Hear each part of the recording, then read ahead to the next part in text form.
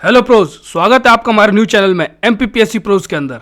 देखिए, आज हम जो है यूनिट 1 के हाफ टॉपिक्स कवर कर लेंगे और लगभग 20 से 25 मिनट में भी कवर कर लेंगे। जो इतना बड़ा हुआ बना रखा है कि बहुत बड़ा टॉपिक है, कुछ भी नहीं है, पुराना मटेरियल है, बस आपको एक जगह लेके आना है। तो हम ईजिली इसको कवर करेंगे और बड़े अच्छी तरीके से फुली प्री फोकस्ड होकर ये सिलेबस हम खत्म करेंगे। तो चलिए हम स्टार्ट करते हैं। अब हमको एक इमेज मिली है इंटरनेट पर, काफ़ी अच्छी इमेज है। इसके अंदर सब कुछ आपका कवर हो जाएगा, एक तरीके से बेहतरीन ओवरव्यू मिलेगा हमको। तो देखिए, बीच में हम 4 वेद देख सकते हैं, हमारे ऋग्वेद, यजुर्वेद, सामवेद, अथर्ववेद। अब इसके अंदर आप देखिए, ये हर एक जो वेद है वो डिवाइडेड है अरंक्यास, ब्राह्मण, संहिता, उपनिषद के अंदर। और फिर ये जो इसके वेदांगाज हैं, शिक्षा, व्याकरण, छंद, निरुक्त, ज्योतिष और कल्प, ये जो 6 हैं ये एक्चुअली में डिफाइन करते हैं या फिर तरीका बताते हैं किस तरीके से आपको वेद पढ़ने और हेल्प करते हैं आपकी वेद को अच्छे से समझने में। अब जो उपवेद हैं वो हमारे पास 4 हैं। इधर देखिए आप, आयुर्वेद, गंधर्ववेद, धनुर्वेद, अर्थशास्त्र। अब जो आयुर्वेद है वो ऋग्वेद से कनेक्टेड है, जो गंधर्व वो सामवेद से कनेक्टेड है, धनुर्वेद यजुर्वेद से कनेक्टेड है और अर्थशास्त्र अथर्ववेद से कनेक्टेड है। तो इधर एक कंप्लीट ओवरव्यू हमको मिल रहा है कि एक्चुअल में जो हमारे वेद है किस तरीके से अरेंज्ड है। तो देखिए, एक बार हम देख लेते हैं इसको। ऋग्वेद, यजुर्वेद, सामवेद, अथर्ववेद, हर एक वेद के अंदर क्या आता है? अरंक्य, ब्राह्मण, संहिता, उपनिषद।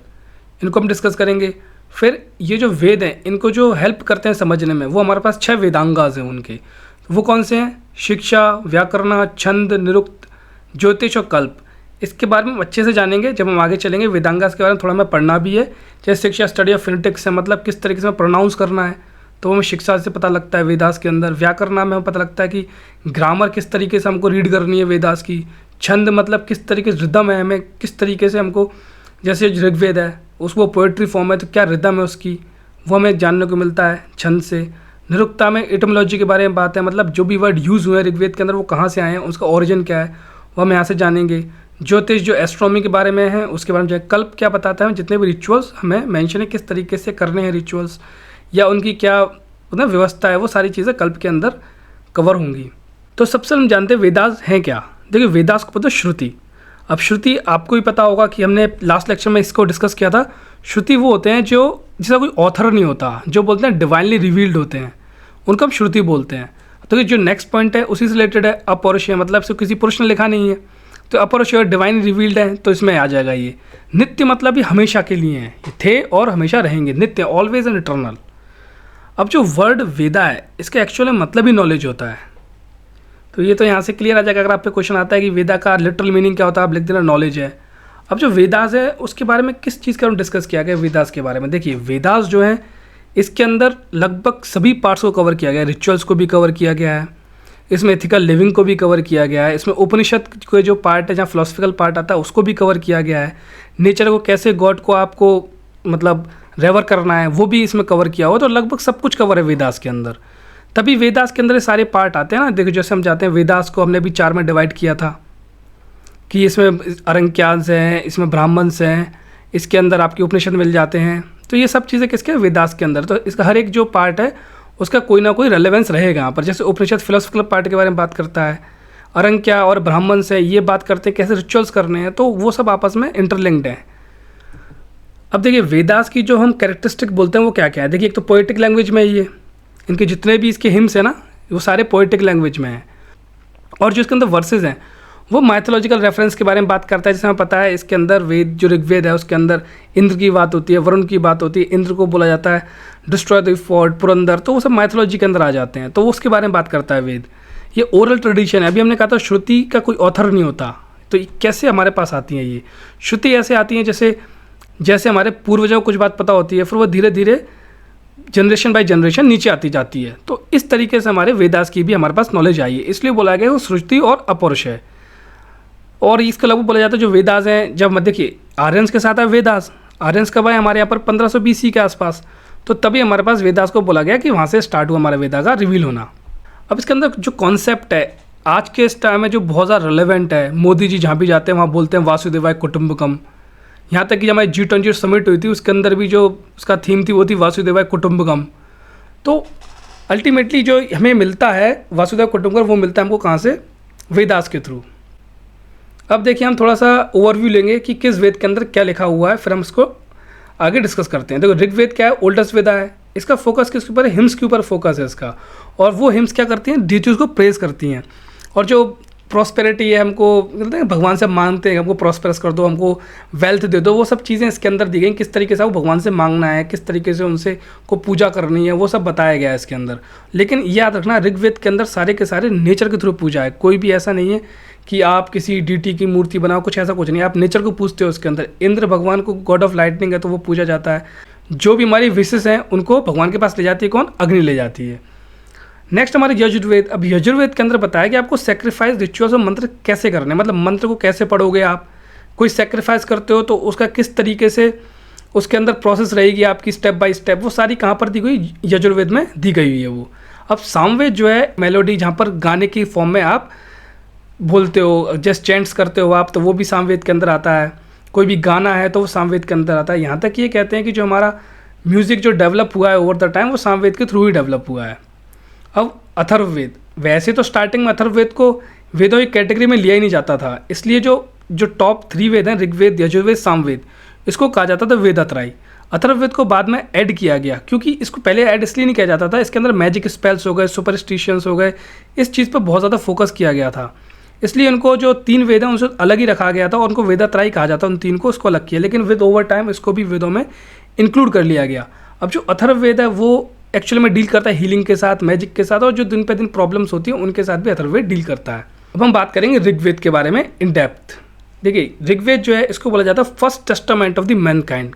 ये पहली बुक है, ये ओल्डेस्ट वेद है जो हमको मिला है, फर्स्ट बुक है जिसको हम रीड करते हैं। आप ये भी कह सकते हो कि हमारे पास इंडस वैली सिविलाइजेशन थी तो वहाँ पर भी तो बुक्स रही होंगी, लेकिन रीज़न ये है आज तक हमने उसको डिसाइफर ही नहीं कर पाया है। जब डिसाइफर करेंगे तब की बात तब है।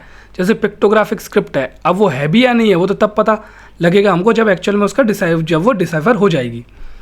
और ऋग्वेद के अंदर हमारे पास मिलते हैं 1028 हिम्स मिलती हैं और 10,580 वर्ष हैं और 10 मंडल में डिवाइडेड है। जो 2 मेन पॉइंट हमारे यहाँ आते हैं वो है 1028 हिम्स जिसको हम सूक्तास भी बोलते हैं, और 10 मंडल्स जो बुक्स हैं, मतलब मंडल यानी बुक 10 बुक्स में डिवाइडेड है ये। इसकी जो हिम्स होती हैं ऋग्वेद की वो रिसाइड करता है होत्री। अब देखिए इसके अंदर हमने स्कूल में भी अपनी प्रेयर में किया है, अस्तोमा सदगे में, तमसोमा ज्योतिर्गण में, जो ये पूरा सॉन्ग है ये ऋग्वेद के अंदर ही मैंशनड है। और देखिए इस सॉन्ग के ऊपर तो एक हॉलीवुड में गाना ही बनाया मैट्रिक्स मूवी में, आप जरूर सुनिएगा, बड़ा इंटरेस्टिंग गाना है वो। अब जो इसके अंदर हिम्स है ऋग्वेद के अंदर, वो इंद्र को, अग्नि को, सूर्य को, वरुण को लेकर डेडिकेटेड है। इंद्र, और सबसे ज़्यादा हिम्स है वो इंद्र के लिए है। इंद्र कौन है, हमारे गॉड ऑफ लाइटनिंग, अग्नि फायर, सूर्य सन, वरुण कॉस्मिक ऑर्डर। देखिए जो वरुण है ना वो कॉस्मिक ऑर्डर को मेंटेन करते हैं, मतलब जितनी हमारी दुनिया चल रही है, जो हवा बह रही है या फिर जो कुछ भी हो रहा है, अल्टीमेटली वो किसके अंडर है, वरुण के अंडर। वरुण उसको देखते हैं अच्छे से। अब आते हैं जो ऋत का कॉन्सेप्ट, वो ऋग्वेद में मेंशन है। ऋत मतलब होता है कॉस्मिक ऑर्डर, मतलब जैसे हवा चल रही है, पानी बह रहा है, जो भी लॉ ऑफ फिजिक्स चल रहे हैं मान के चलिए वो सब ऋत की वजह से चल रहे हैं। और ऋत क्यों चल रही है, क्योंकि जो गॉड और ह्यूमन है वो अपने इथिकल प्रिंसिपल्स पे काम कर रहे हैं। इसके बारे में और अच्छे से जानेंगे हम जब ऋत के बारे में आगे डिस्कस करेंगे।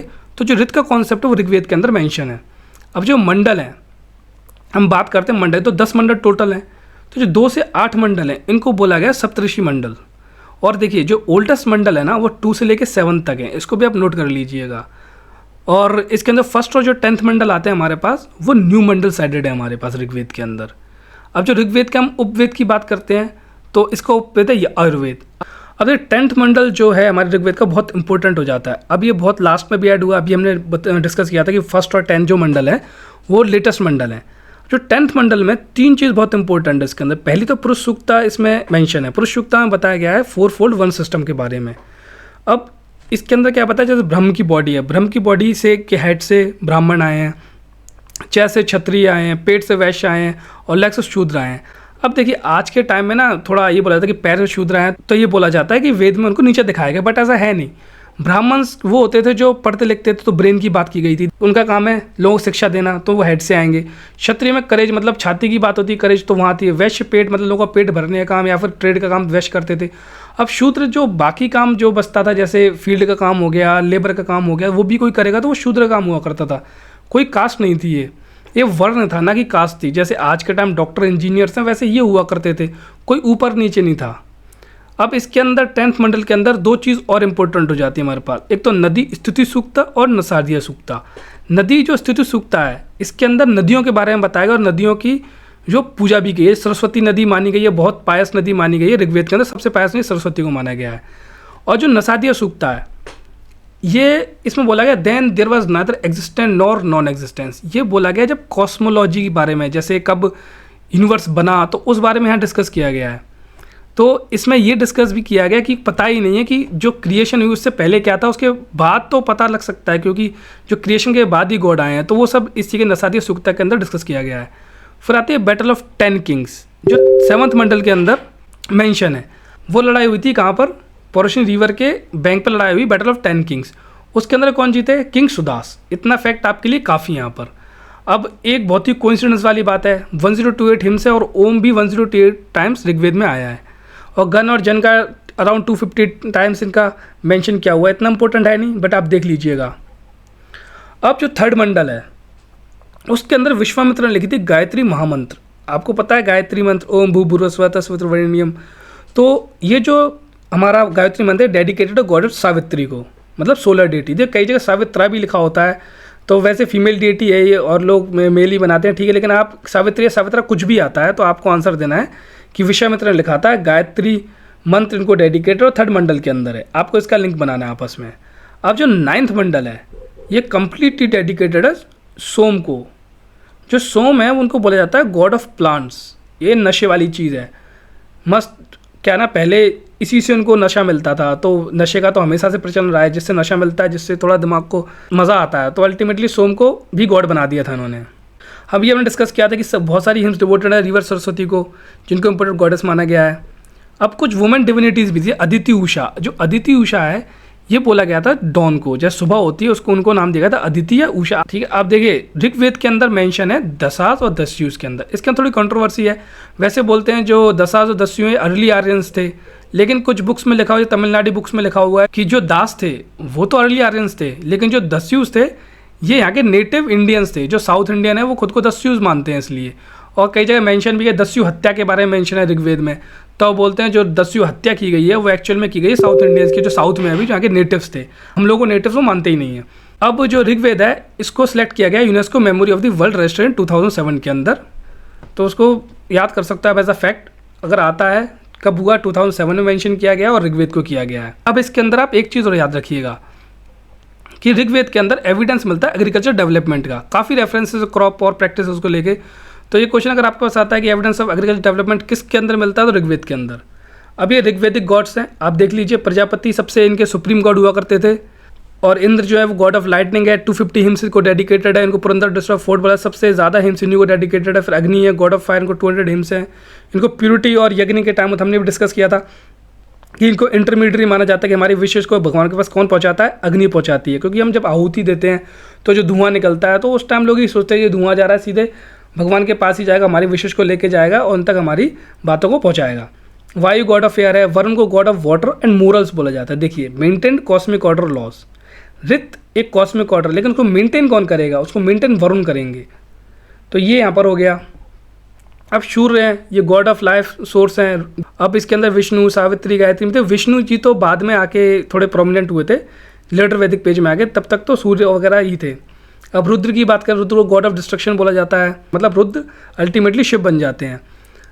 अदिति मदर ऑफ गॉड्स, या फिर जो हमने डॉन किया था वो है। Vishnu an aspect of Surya को माना जाता था तब। Marut god of wind, Prithvi god of fertility, Parjanya god of rain, Pushan god of Shudra. अब जो पुषान है ये क्वेश्चन इंपॉर्टेंट हो जाता है आपके लिए, क्योंकि अगर आपसे पूछा जाता है कि ऋग्वेद में जो शूद्र के जो गॉड थे वो कौन थे, तो आप बोलोगे पुषान।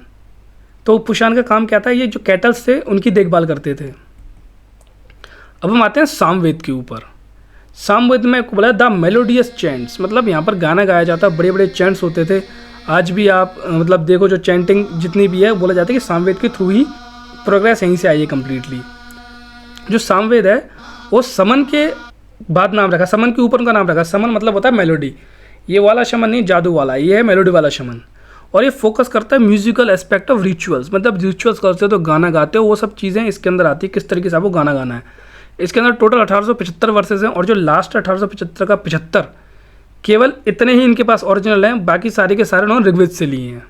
अभी हम डिस्कस कर ही लिया कि डेवलपमेंट ऑफ इंडियन म्यूजिक इन्हीं के थ्रू हुआ है। और एक चीज़ और, ये सबसे शॉर्टेस्ट वेद है और ये बहुत क्लोजली कनेक्टेड ऋग्वेद के साथ। और इनको जो रिसाइड करता है या फिर जो इनके गाता है इसको सामवेद को, उनको बोलते हैं उद्गाटा प्रीस्ट। हमने अभी देखा था ऋग्वेद के अंदर किसको बोलते थे, होत्री को। यहाँ पर सामवेद में कौन है, उद्गाटा। जो इनका उपवेद है सामवेद का वो गंधर्व। आप देखो कुमार गंधर्व जो देवास से हैं वो भी सिंगर थे, तो आप याद कर सकते हो जो सामवेद है उसका उपवेद है गंधर्व वेद। अब हम बात करेंगे यजुर्वेद की। अब यजुर्वेद को बोला जाता है बुक ऑफ सैक्रिफिशियल प्रेयर्स, मतलब इसके अंदर सारे के सारे सैक्रिफिशियल रिचुअल्स बताए जाएंगे, सारे के सारे मंत्र बताए जाएंगे किस तरीके से आपको रिचुअल करना है। अगर कोई सेक्रीफाइस देना तो सेक्रीफाइस केवल और केवल जानवर का नहीं होता। सेक्रीफाइस जैसे आपने चावल डाला तो उसको भी सेक्रीफाइशियली बोलते हैं, अगर आपने घी डाला तो उसको भी सेक्रीफाइस बोलते हैं। और फिर उसके थ्रू हम उम्मीद करते हैं कि हमारी जो विशेज़ हैं, जो हमारी बात है वो भगवान तक पहुँचे, तो वो चीज़ सेक्रीफाइशियल रिचुअल्स मंत्र की यहाँ बात होती है। अब ये 2 वर्जन में हमारे पास अवेलेबल है। एक है शुक्ल यजुर्वेद जिसको वाइट बोला जाता है और उसके अंदर मंत्रास की बात होती है, और एक कृष्ण यजुर्वेद जो प्रोज में लिखा गया। देखो प्रोज और वर्स में डिफरेंस आपको पता ही होगा। वर्स क्या होता है, जैसे गाने वगैरह होते हैं उनके वर्स होते हैं, उनमें राइम वगैरह होती है तो वर्सेस होती हैं। प्रोज क्या होते हैं, जो हम नॉर्मल ये जो लिखा है ये प्रोज के अंदर है।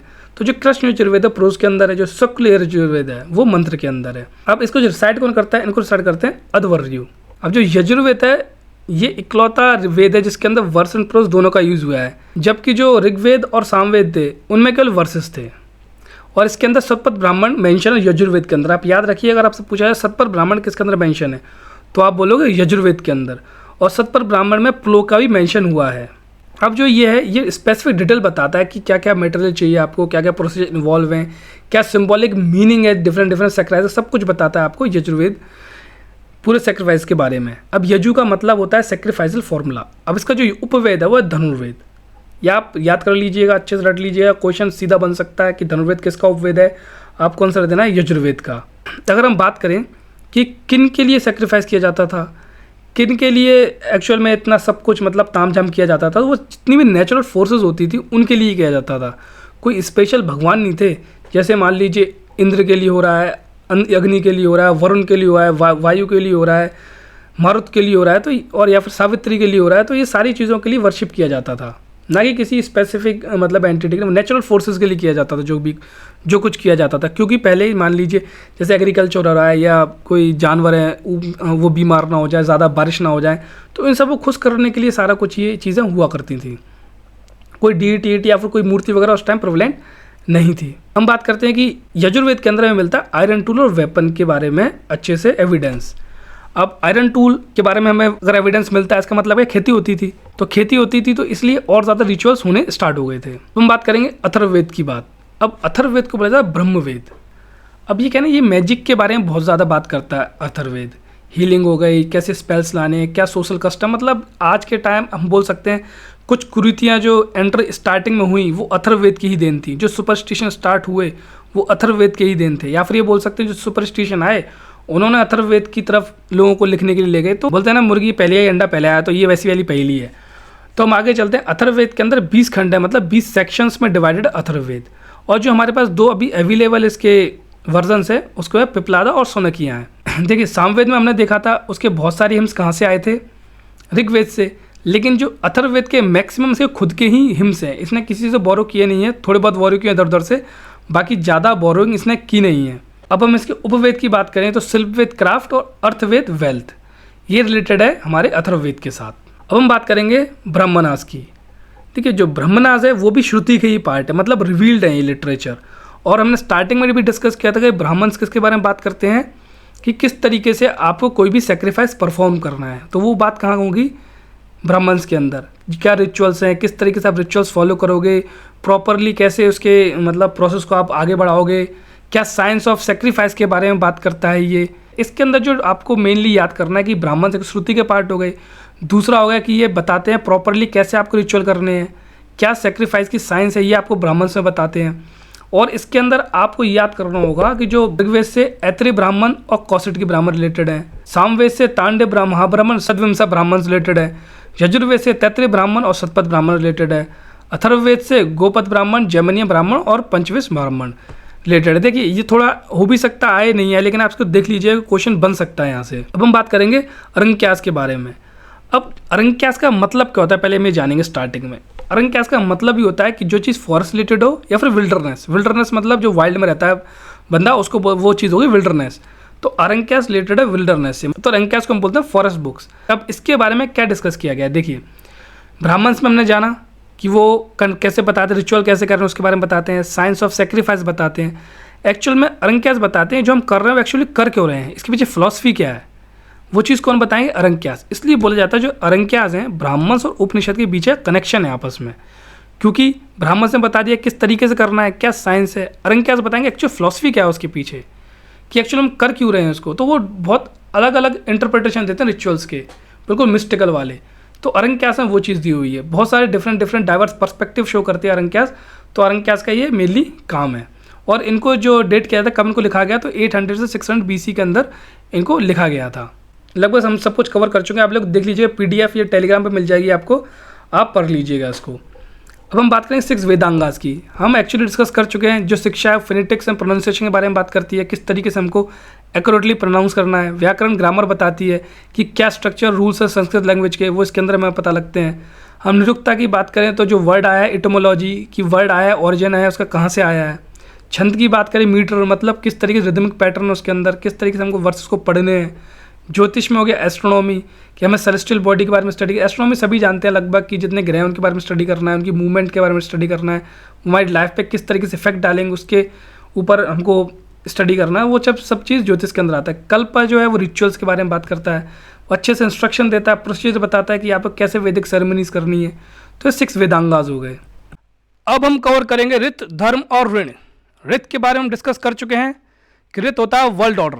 अब इस वर्ल्ड ऑर्डर को मेंटेन कौन करता है, इस वर्ल्ड ऑर्डर को मेंटेन करते हैं वरुण। वरुण जो हमारे भगवान हैं वाटर के, और साथ लेते हैं वो मित्र का। ये दोनों मिलकर गार्जियंस हैं ऋत के। ऋत यानी कि कॉस्मिक ऑर्डर, वर्ल्ड ऑर्डर। इन्हीं के अकॉर्डिंगली जितने भी गॉड्स हैं वो अपना काम करते हैं, और ये ओवरसाइट रखते हैं गॉड्स के ऊपर। और उन्होंने अपने स्पाइस भी छोड़े हुए हैं। स्पाइस मतलब आप जानते हो, गुप्तचर, जो कि गुपचुप हो गए, सारी की सारी इन्फॉर्मेशन के बारे में पता लगाते हैं कि कौन फॉलो कर रहा है इस वर्ल्ड ऑर्डर को, कौन फॉलो नहीं कर रहा। और इस वर्ल्ड ऑर्डर को दोनों को फॉलो करना पड़ता है, चाहे फिर वो गॉड हो या फिर ह्यूमंस हो। जब तक ये दोनों फॉलो करेंगे तब तक इस वर्ल्ड में हार्मोनी और जस्टिस रहेगी। और जैसे ही इनमें से किसी ने फॉलो नहीं किया तो ये इस वर्ल्ड में एनार्की आ जाएगी और ये पूरा ऑर्डर डिस्टर्ब हो जाएगा। तो एक कॉस्मिक ऑर्डर है क्या, जैसे कॉस्मिक ऑर्डर है क्या, जैसे कि सूरज उग रहा है तो वो भी कॉस्मिक ऑर्डर की वजह से, पानी बह रहा है, नदियाँ चल रही हैं, मतलब जो कुछ भी हवा चल रही है, आप सांस ले रहे हो, ये सब कुछ वर्ल्ड ऑर्डर है। ये कब डिस्टर्ब हो जाएगा, जब या तो ह्यूमंस को फॉलो करना बंद कर दें या फिर गॉड्स को फॉलो करना बंद कर दें। ठीक है, तो ये हमारे यहाँ पर फिनिश होता है ऋत। नेक्स्ट आएंगे हम धर्म। अब क्या हुआ, ओवर टाइम ऋत कन्वर्ट हो गया धर्म के अंदर। जो ऋत का कॉन्सेप्ट हो गया खत्म, अब धर्म का कॉन्सेप्ट आ गया। और धर्म को में जो ड्यूटी है मेन वो बता दी गई ह्यूमंस की, गॉड को अलग कर दिया गया। अब लोगों ने सोचा भाई भगवान से पंगा लेंगे दिक्कत तो हो जाएगी, तो उन्होंने क्या स्टार्ट कर दिया कि एक ऑटोनोमस एथिकल ऑर्डर बना दिया धर्म को लेकर, कि आप केवल ह्यूमंस के लिए है कि आपको क्या सही है, आपके लिए क्या गलत है, भगवान तो हमेशा सही करते हैं। तो इसके अंदर क्या मोरल प्रिंसिपल्स की बात होती है, जैसे कि truthfulness, justice, compassion, non violence, ये आपके धर्म है, ये आपको फॉलो करना है। तो सोशल ऑर्डर की बात करें तो इसमें आपको जो सोसाइटी की ऑब्लिगेशन उनको कंप्लीट करना है, कि आपको अपने बच्चे पढ़ाने हैं, सोसाइटी के लिए कुछ ना कुछ कंट्रीब्यूट करना है, कोई जॉब लेनी है, वो सब सोशल ऑर्डर के अंदर आ जाएगा। और जो हमारा धर्म है वो पुरुषार्थ का भी एक पार्ट है, जिसमें अर्थ, काम और मोक्ष, बाकी 3 और पार्ट आते हैं 4 पुरुषार्थ के अंदर। अब हम करेंगे ऋण के बारे में। ऋण मतलब होता है आपके ऊपर लोन। तो तैत्रीय संहिता के अनुसार आप पर 3 ऋण है। आप पैदा हुए उससे पहले आप पे 3 ऋण चढ़ चुके हैं, तो आप कभी ऋणलेस इस दुनिया में नहीं आते हो। सबसे पहला ऋषि ऋण। जब हम ऋषि ऋण की बात करते हैं तो हम बात करते हैं उस एजुकेशन की, इस नॉलेज की, जो सेजेस और स्कॉलर इस दुनिया में छोड़ गए हैं।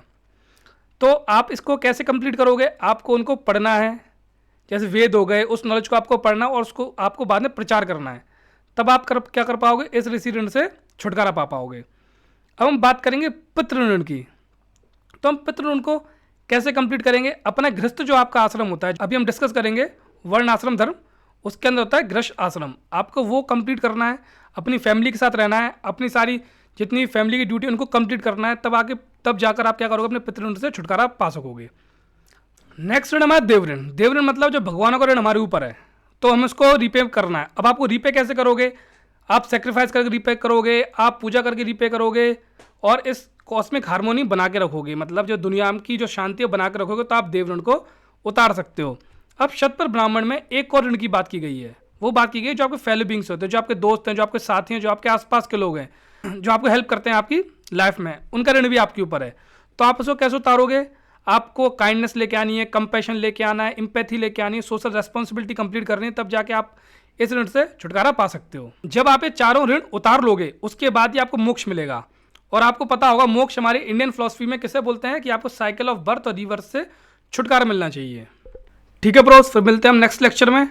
चैनल को सब्सक्राइब कर लीजिएगा क्योंकि अभी न्यू चैनल क्रिएट किया है, अभी 2 सब्सक्राइबर होंगे, इस पर थोड़ा इंक्रीज़ कीजिए सब्सक्राइबर और नेक्स्ट वीडियो का वेट कीजिए। हम इसको कंप्लीट कर लेंगे नेक्स्ट लेक्चर के अंदर, उसके बाद फिर हम यूनिट 10 भी लेकर आएंगे। तो डोंट फॉरगेट टू सब्सक्राइब और अपने कमेंट्स भी नीचे बताइए।